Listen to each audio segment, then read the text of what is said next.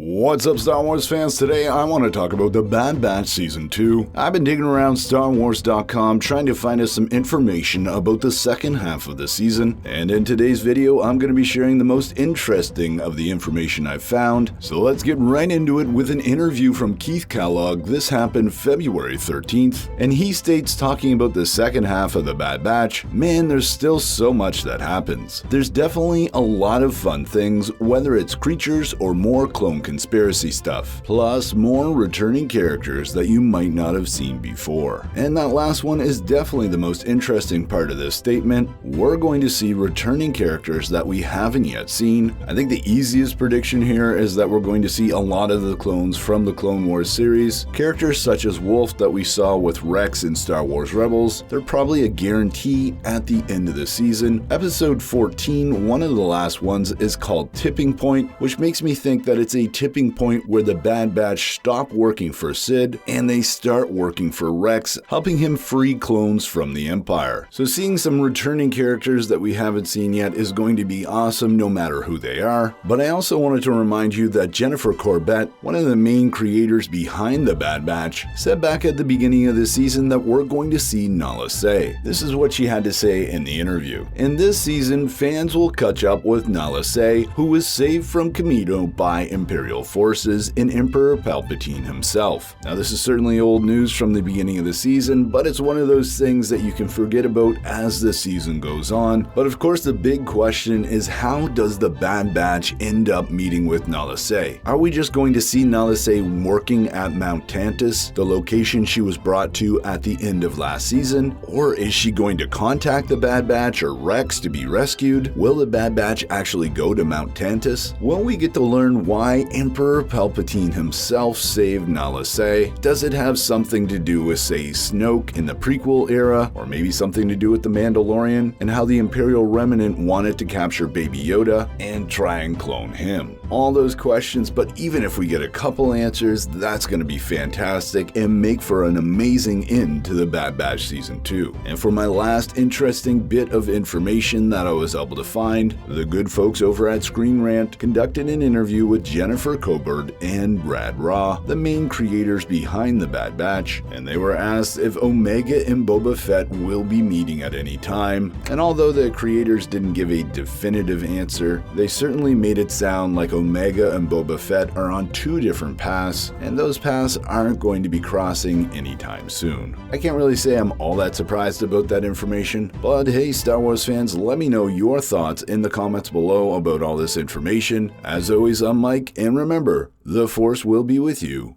always.